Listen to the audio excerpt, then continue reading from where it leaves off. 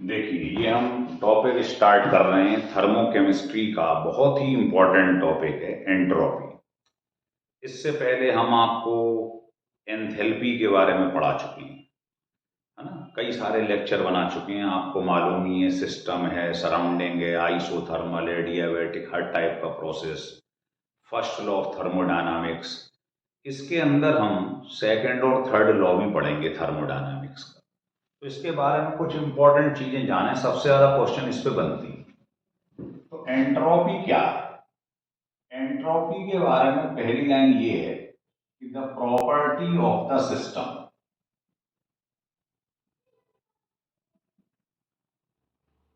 The property of the system which major,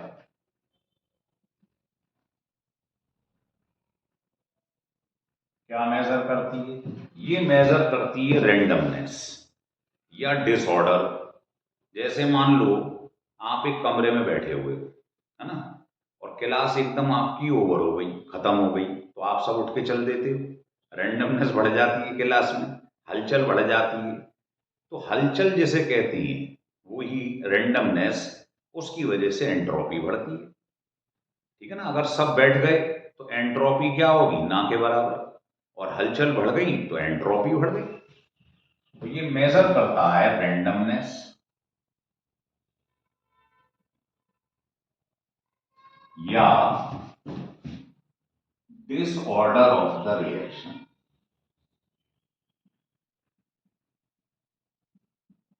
ये बताता है पहली बात। दूसरा, एंट्रोपी को एस से रिप्रेजेंट करते हैं। तो याद रखिए, एंट्रोपी जो होती है वो रेंडमनेस या डिसऑर्डर, इसके डायरेक्टली प्रोपोर्शनल है। अब ये कैसे होगा? तो मान लो आपने क्या करा, टेम्परेचर इंक्रीज कर दिया। तो बताइए, मान लो आप किसी क्लास में पढ़ रहे हैं और एकदम वहां पर आग लग जाए, तो सब निकल निकल के भागेंगे, हलचल बढ़ जाएगी। तो टेम्परेचर बढ़ने से काइनेटिक एनर्जी बढ़ती है, मतलब एंट्रोपी बढ़ती है। और अगर आपने प्रेशर अप्लाई कर दिया तो सब चीज ऑर्डर्ड हो जाएगी, पास पास आ जाएगी। ये इनवर्सली हो जाएगी। इस पे बहुत छोटे छोटे क्वेश्चन बनते हैं, बताएंगे आपको। चौथी बात, एंट्रोपी जो होता है ये स्टेट फंक्शन होता है। तो ये तो आप सब जानते ही हैं, स्टेट फंक्शन क्या होता है? जो इंडिपेंडेंट ऑफ पाथ होता है। इसको पाथ से कोई लेना देना नहीं है कि आपने कौन सा रास्ता चुना है उसी रिएक्शन में। ये क्या होता है? Final minus initial. कहने का मतलब कोई भी साइक्लिक प्रोसेस जब होगा तो आप देखोगे डेल एस जो है वो क्या होता है? जीरो होता है। आ रहा है समझ? चलिए, अब इसमें ये समझ लो, जो डेल एस है पूरे यूनिवर्स का, वो होता है सिस्टम का और प्लस सराउंडिंग। तो अगर साइक्लिक प्रोसेस है या रिवर्सेबल प्रोसेस है, ऐसे समझ लो।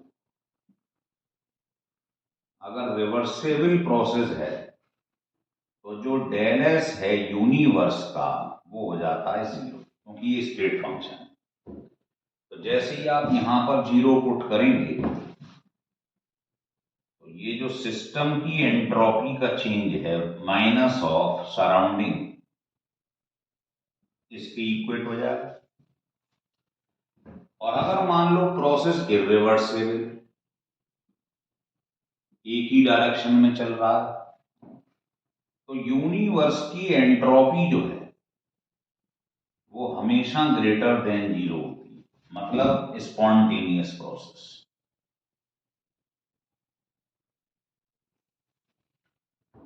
तो अगर del S greater than zero है तो स्पॉन्टेनियस प्रोसेस। तो आप पढ़ोगे, ये कंडीशन याद रखिए कि अगर del S greater than zero है तो स्पॉन्टेनियस, और अगर लेस देन 0 है तो नॉन स्पॉन्टेनियस।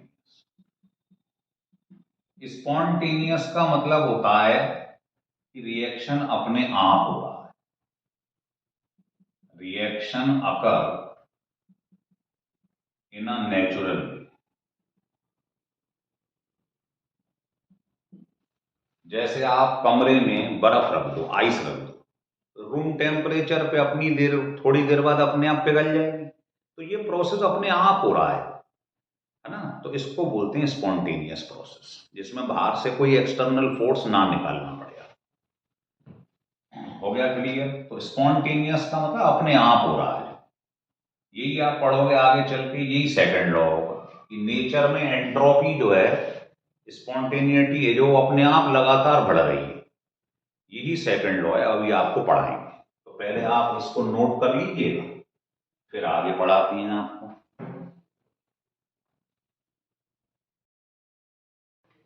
हो गया क्लियर यहां तक? चलिए,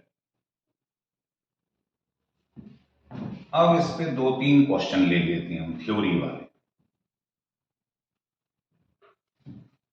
तो पहला क्वेश्चन ये है कि H2 है वो कन्वर्ट हो गया है 2H में। दूसरा ये है कि लिक्विड कन्वर्ट हो गया है सॉलिड फॉर्म। और तीसरा ये है कि ये कोई तुम्हारे पास चीज थी, इससे ये बन गई। यहां प्रेशर इतना था, टेम्परेचर इतना था, और बाद में इतना हो। तो आपको बताना है इन तीनों प्रोसेस में कौन स्पॉन्टेनियस है और कौन नॉन स्पॉन्टेनियस है। तो चेंज इन एंट्रोपी मालूम है, फाइनल माइनस इनिशियल। अब बताएं, यहां पर मॉलिक्यूल था एक, उससे क्या बन गए? 2 एटम बन गए। तो बताइए, अगर नंबर ऑफ पार्टिकल बढ़ेंगे कहीं पे तो हलचल बढ़ जाएगी। जैसे ये मान लो आप घर में एक लोग है या 2 लोग हैं, मान लो एक और आ गया, 3 हो गए, तो रेंडमनेस बढ़ जाएगी, हलचल बढ़ जाएगी। तो पहले एक मॉलिक्यूल था, बाद में उसके टुकड़े हो गए, ऐसे लिख लो, 2 एटम बन गए। तो नंबर ऑफ पार्टिकल बढ़ेंगे तो रेंडमनेस बढ़ेगी, तो फाइनल वाली ज्यादा इनिशियल से। तो ये कैसा आ जाएगा? पॉजिटिव, मतलब स्पॉन्टेनियस रिएक्शन। लिक्विड से सॉलिड बन रहा है, तो सॉलिड की एंट्रोपी क्या होगी? कम, लिक्विड की ज्यादा, क्योंकि रेंडमनेस किसमें ज्यादा, हलचल किसमें ज्यादा है? गैस में। तो गैस की ज्यादा होती है, फिर लिक्विड, फिर सॉलिड। तो फाइनल में से इनिशियल घटाओगे, कम में से ज्यादा, नेगेटिव आ जाएगा। तो ये नॉन स्पॉन्टेनियस। तीसरे में देखो, प्रेशर कांस्टेंट है लेकिन टेम्परेचर बढ़ रहा है। तो अभी आपने पढ़ा था एंट्रोपी टेम्परेचर के डायरेक्टली प्रोपोर्शनल है। इसका मतलब टेम्परेचर रेज हो रहा है तो एंट्रोपी बढ़ रही है। तो फाइनल में से इनिशियल माइनस करोगे तो स्पॉन्टेनियस हो। तो इस टाइप के क्वेश्चन इस पर बनते हैं, ठीक है ना। तो ये आप लिख लो। अब आपको बताते हैं हम, लिख लें second law of thermodynamics.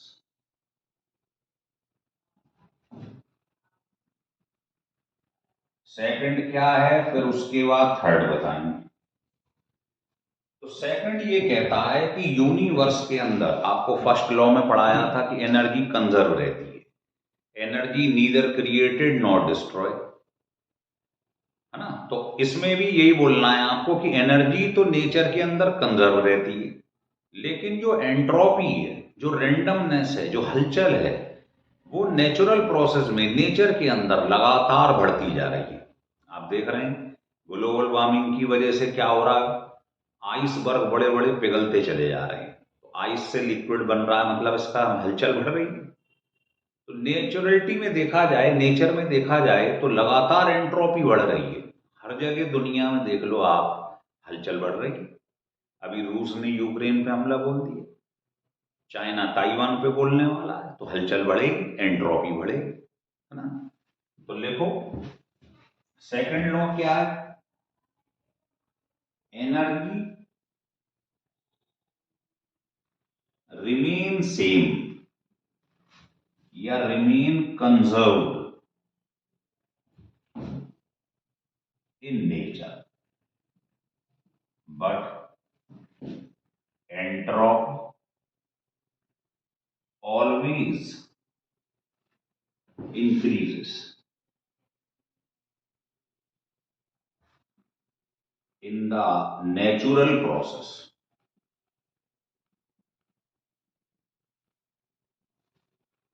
Entropy लगातार बढ़ रही है लेकिन एनर्जी कंजर्व रहती है। ये है सेकंड लॉ ऑफ थर्मोडायनामिक्स। हो गया क्लियर? अब आपको बताते हैं third law of thermodynamics. Third law ये कहता है कि जब टेम्परेचर 0 केल्विन होता है, तो लिख लो पहले,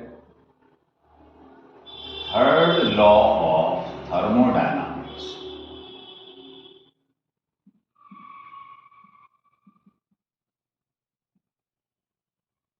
क्या है? एट एब्सोल्यूट टेम्परेचर, जिसको हम 0 केल्विन कहते हैं,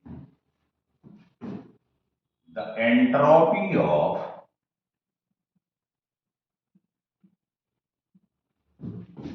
any crystalline substance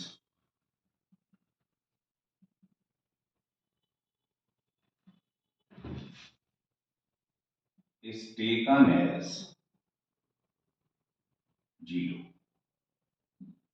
मतलब 0 केल्विन पर रेंडमनेस खत्म हो जाती है, एंट्रोपी 0 हो जाती है। जैसे आपको ध्यान हो, स्टेट ऑफ मैटर के चैप्टर में ये फार्मूला पड़ा हुआ है। अगर यहां टेम्परेचर 0 केल्विन रख दूं तो काइनेटिक एनर्जी क्या होगी? 0। तो सारे मॉलिक्यूलर मोशन क्या हो जाएगा? सीज हो जाएगा, तो रेंडमनेस खत्म हो जाएगी। ये है third law of thermodynamics. Clear हो गया एकदम? चलिए अब नेक्स्ट पॉइंट देखते हैं, चेंज इन एंट्रोपी कैसे निकालते हैं रिएक्शन की। तो आपको बता दिया गया है, समेशन ले लो आप इसका प्रोडक्ट और रिएक्टेंट। अब मैं आपको न्यूमेरिकल की दृष्टि से बता रहा हूं, पहले फार्मूले फिर बात करेंगे। तो एक तो ये फार्मूला बहुत इंपॉर्टेंट है, दूसरा फ्री एनर्जी के संग ये रिलेशन होता है। देखिए ये कहलाता है Gibbs change in free energy. G कहते हैं फ्री एनर्जी। ये क्या है? Change in enthalpy. एंथैल्पी मतलब हीट। टी टेम्परेचर है जिसको हमेशा केल्विन में रखना है, सेंटीग्रेड में मत रख देना। और ये कहलाती है चेंज इन एंट्रोपी। डेल का मतलब चेंज, और एंट्रोपी हम पढ़ी गए एस। अब ये ध्यान रख लो, ये स्टेट फंक्शन, ये स्टेट फंक्शन, ये स्टेट फंक्शन, तो ये भी स्टेट फंक्शन होगा, है ना? तो जितनी भी चीजें हैं स्टेट फंक्शन वाली, वो पाथ पे डिपेंड नहीं करती। तो चाहे चेंज इन एंट्रोपी ले लो, चेंज इन टेम्परेचर ले लो, चेंज इन हीट ले लो, चेंज इन फ्री एनर्जी ले लो, ये सब स्टेट फंक्शन है। मतलब प्रोडक्ट में से रिएक्टेंट, या ऐसे बोल लो फाइनल में से इनिशियल घटाते चले जाए।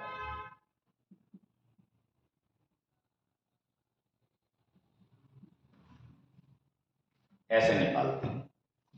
और स्टेट फंक्शन है तो जहां से डिपेंड ही नहीं करता पाथ पर, यों गया यों लौट आया, साइक्लिक प्रोसेस। तो जो इनिशियल था वही फाइनल, तो चेंज क्या आ जाएगा? साइक्लिक के लिए सब चीज 0 हो जाएगी फॉर साइक्लिक प्रोसेस। तो स्टेट फंक्शन वो होता है जो साइक्लिक प्रोसेस के लिए 0 होता है। तो ये सब स्टेट फंक्शन है, समझ में आ रही है बात? तो ये साइक्लिक प्रोसेस के लिए 0। क्लियर? चलिए और थोड़ा सा आगे बढ़े। देखिए यहां लिख दे रहा हूं, एट इक्विलिब्रियम।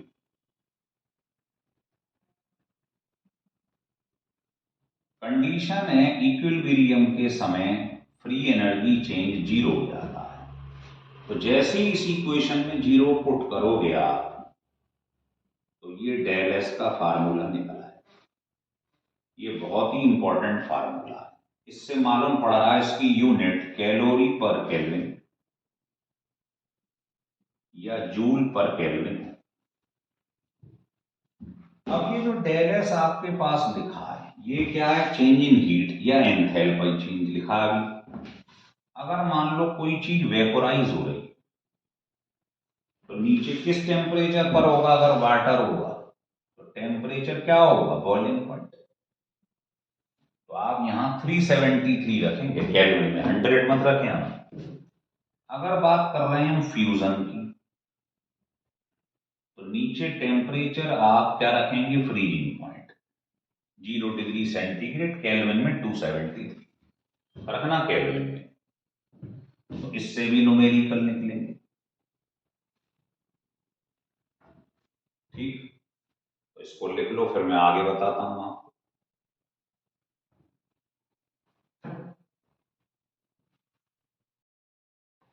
हो गया यहां तक क्लियर? अब इसको हम रब कर देते हैं। तो ये सब फार्मूले न्यूमेरिकल करते समय यूज होंगे।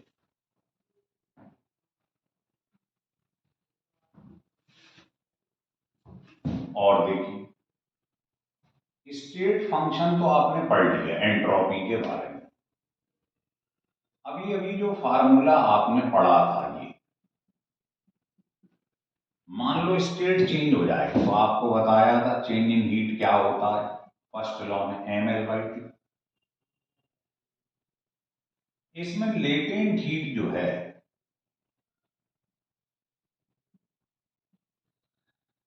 जो एल है, आपने पढ़ा है आइस के लिए और स्टीम के लिए कितना कितना होता है। इसके लिए होता है 80 कैलोरी पर ग्राम, इसके लिए 540 या कई बुक्स में 536 भी लिखा हुआ है।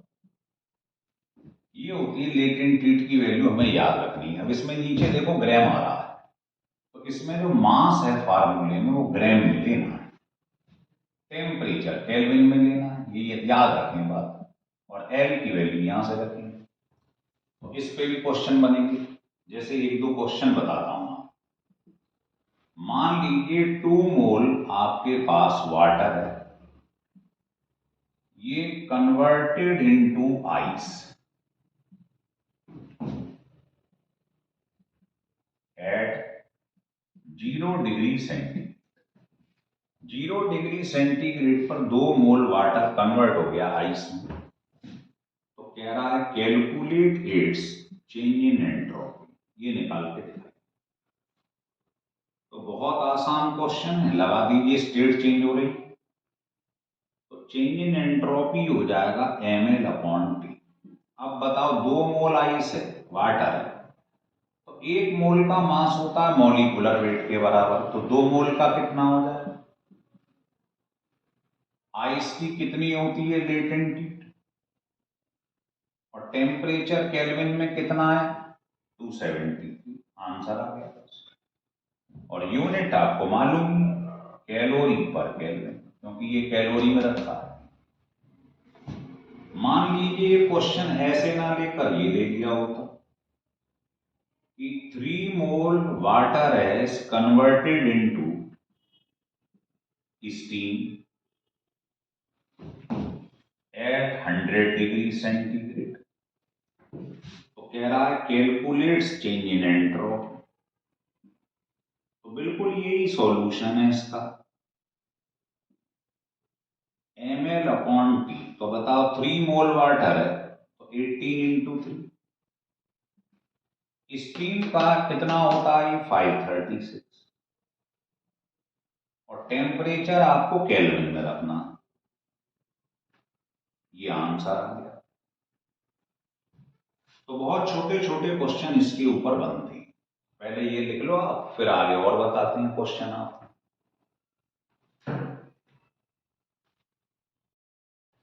हो गया यहां तक? अब देखिए आप,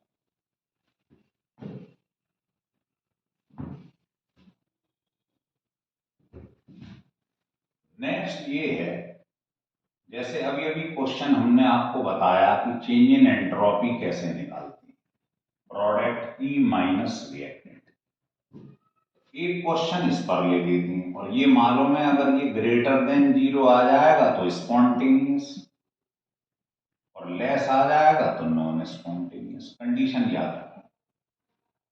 तो जैसे क्वेश्चन इन्होंने लिया है कि heat of formation of protein,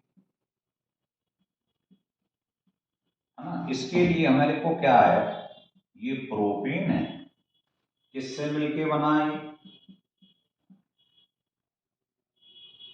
तो हमको बताना है ये जो रिएक्शन है इसका चेंज इन एंट्रोपी क्या होगा इस रिएक्शन, और गिवन क्या है,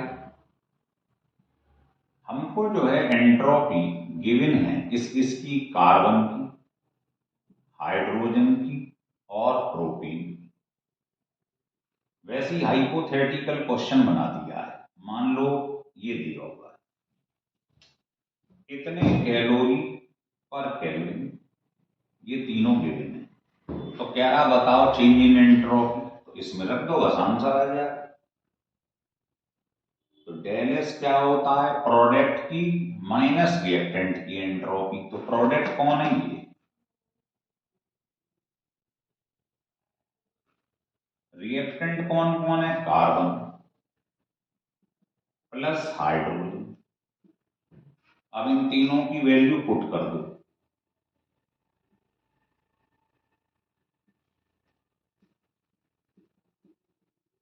बस इसको सॉल्व कर लो। ये हो गया 300, ये हो गया 200, तो माइनस का 500, तो ये आपका आंसर आ गया इतने कैलोरी पर केल्विन। अब ये आ रहा माइनस में, मतलब लेस देन 0, तो नॉन स्पॉन्टेनियस रिएक्शन हो गया। क्लियर। तो कोई रिएक्शन जब गिवन होता है तो डेल एस इस फार्मूले से निकाला जाता है। क्लियर। चलिए अब नोट करके एक बात और बताएं आप, जो एंट्रोपी है ये एक्सटेंसिव प्रॉपर्टी होती है। आप कहेंगे क्यों होती, आप बताइए। एक कंटेनर में 5 पार्टिकल हैं, आपने बढ़ा के 10 कर दिए, तो बताओ रैंडमनेस बढ़ेगी नहीं बढ़ेगी, हलचल बढ़ेगी नहीं बढ़ेगी, तो इसका मतलब अमाउंट ऑफ मैटर चेंज कर दो तो ये वैल्यू चेंज हो रही है एंट्रोपी। इसीलिए ये एक्सटेंसिव प्रॉपर्टी है ना, क्योंकि किस पर डिपेंड करती है, depend upon the amount of the matter.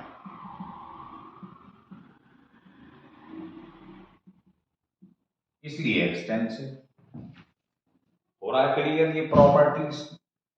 अब आपको बताते हैं कि एंट्रोपी अलग अलग जो थर्मोडायनामिक प्रोसेस हैं, आइसोथर्मल, एडियाबैटिक, आइसोबारिक, आइसोकोरिक, इन सब के लिए एंट्रोपी कैसे निकाली जाती है, देखिए ये पूरी डिटेल में चर्चा कर रहे हैं हम आपसे। इसको पढ़ लोगे आप तो एंट्रोपी का सवाल मुझे नहीं लगता आपसे छूट जाएगा। समझ में आ गया। देखिए संग में इसके क्वेश्चन भी दिखाते जा रहे हैं आप। तो यहां पर लिखो चेंज इन एंट्रोपी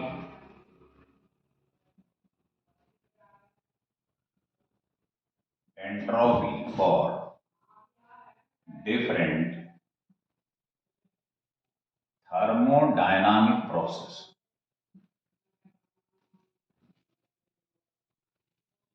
जैसे पहले हमने ले लिया आइसोथर्मल प्रोसेस,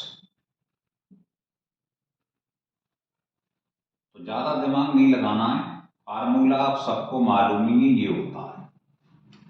ये जो हीट देख रहे हैं इसी को वर्क कहा जाता है। तो आइसोथर्मल में वर्क का फार्मूला क्या होता है, 2.303 NR log। अब मैंने टी इसलिए नहीं लिखा है क्योंकि टी नीचे से कट गया है, चाहो तो आप लिख लो। ये होता है आइसोथर्मल में फार्मूला, ये कैंसिल हो गया। तो सारे चेंज इन एंट्रोपी के क्वेश्चन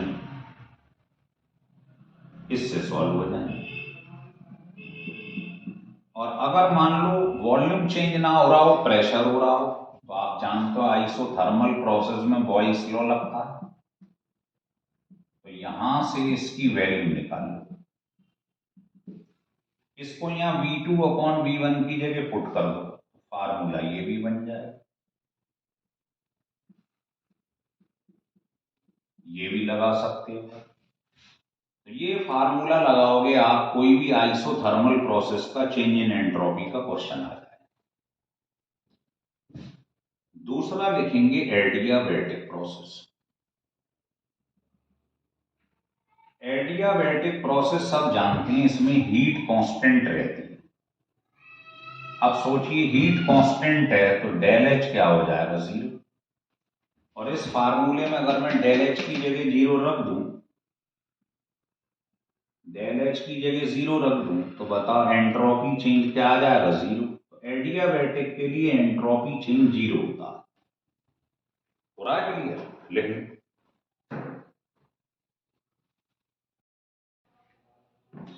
चलिए, अब हम इसी को, ये हमने आपको समझाया ये कैसे आया है आइसोथर्मल, और चाहो तो ऐसे भी समझा सकते हो कि चेंज इन एंट्रोपी क्या होता है, डेल एच लिख लो या डेल क्यू लिख लो, ये भी होता है।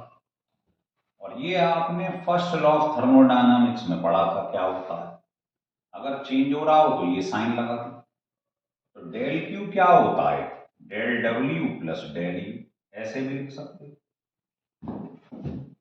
अब आइसोथर्मल प्रोसेस वो होता है जिसका del U internal energy change 0 होता है ना, क्योंकि टेम्परेचर कांस्टेंट होता है। तो आप एक काम करिए, इसके अंदर डेल यू पुट कर दीजिए, तो ये रह जाएगा। और वर्क डन आप जानते ही, एक्सपेंडेड वर्क डन क्या होता है आइसोथर्मल के लिए, है ना, टी कैंसिल हो जाएगा, तो मैं डायरेक्ट लिख दे रहा हूं। और यही अभी आया था, आपको ध्यान हो, तो ऐसे याद कर लो बात है ना। एडियाबैटिक का मैंने बता ही दिया है। अब हम चर्चा कर रहे हैं किसकी, आइसोबारिक प्रोसेस। आइसोबारिक में आपको मालूम ही है प्रेशर कांस्टेंट रहता है, तो डेल क्यू जो होता है उसका फार्मूला आपको मालूम है, एनसीपी डेल टी, है ना। तो डेल एस का फार्मूला क्या है, यहां लिख लो, इसको चाहो तो डी क्यू लिख लो या डेल क्यू लिख लो। इसकी जगह पे रख दो आप NCP del T, temperature T1 से T2। एनसीपी को तो बाहर निकाल लो, del T upon T, 1/T का आप जानते हो क्या आता है ना, इंटीग्रेशन, ये लॉग टी, लिमिट पीछे चले जाएगी। और जब आप L N T log base जो नेचुरल है, इसको आप 10 में चेंज करते हो, तो किसका मल्टीप्लाई कर देते हैं, इसका, बेस 10 हो जाएगा। तो इससे सारे न्यूमेरिकल निकलेंगे आइसोबारिक प्रोसेस। चाहो तो इसको डायरेक्ट याद कर लो, वैसे डायरेक्ट ही कर लो, ज्यादा बढ़िया है। ठीक है, चलिए अब चौथा देखें, तो वो है आइसोकोरिक प्रोसेस।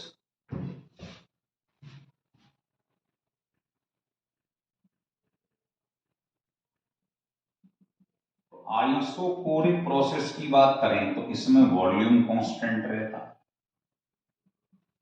तो डेल भी क्या हो जाएगा, है ना, या इसको डीवी बोल लो, चेंज इन वॉल्यूम 0।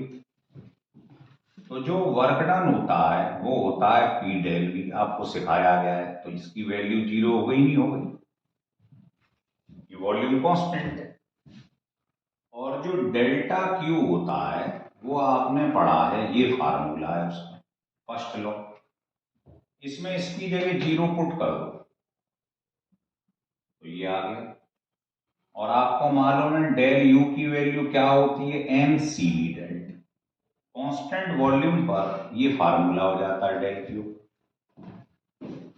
इसको अगर आप सॉल्व करें यहां से,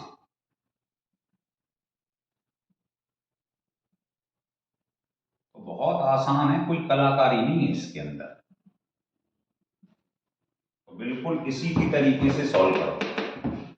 तो सिमेट्री से लिख सकते हो, यहां पर सी भी आ जाएगा बस। तो आपको याद भी करना हो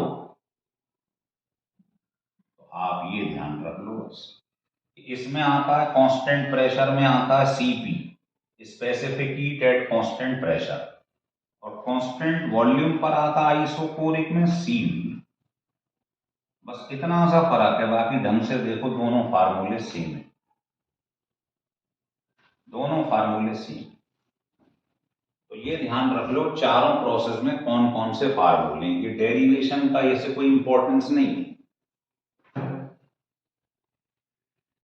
देखिए अब ये जो चारों प्रोसेस के लिए आपने फार्मूले निकाले हैं, इसको कलेक्टिवली एक जगह पे लिख लीजिए, फिर इसके ऊपर क्वेश्चन बता देंगे आप। तो यहां लिख लेंगे हम आइसोथर्मल प्रोसेस,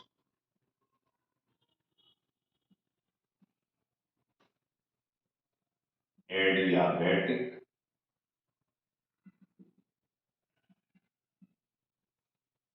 आइसोबारिक,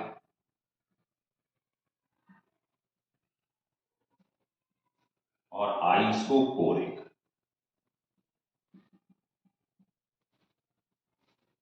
इसका फार्मूला क्या था, अभी डेल एस का निकाला था, टिप्स पे होना चाहिए ये फार्मूला इसका। अब ये डिपेंड करता है आप ये किस में चाह रहे हैं। अगर कैलोरी में आंसर चाह रहे हैं तो आर की जगह गैस कांस्टेंट की जगह 2 लिखेंगे, जूल में तो 8.314 और एन नंबर ऑफ मोल्स हैं। एडियाबैटिक के लिए अभी आपको बताया था ये 0 है क्योंकि हीट चेंज नहीं हो रही। आइसोबारिक के लिए हमने प्रूफ करा था ये, तो एक बार इसको ऐसे लिख लेना है जिससे न्यूमेरिकल करते समय प्रॉब्लम ना आए। और ये याद हो गया तो आइसोकोरिक तो याद ही हो गया भाई, कांस्टेंट प्रेशर पे यहां पर इसकी जगह सीवी लगा दो बस। तो ये हमने चारों प्रूफ करके आपको दे दिए, इन पे न्यूमेरिकल बनेंगे। कैसे बनेंगे इसे देखो, फिर एक एक करके स्टार्ट करते हैं।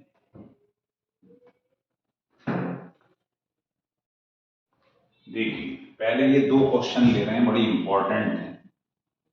पहला ये है 3 मोल नाइट्रोजन गैस है क्लोज कंटेनर के अंदर, मतलब इसका वॉल्यूम फिक्स है। क्लोज कंटेनर मतलब वॉल्यूम फिक्स है। अब वॉल्यूम फिक्स है तो आप जानते ही हो कौन सा फार्मूला एंट्रोपी का लगेगा, है ना, आइसो कोरिक प्रोसेस, ये फार्मूला लगा दो।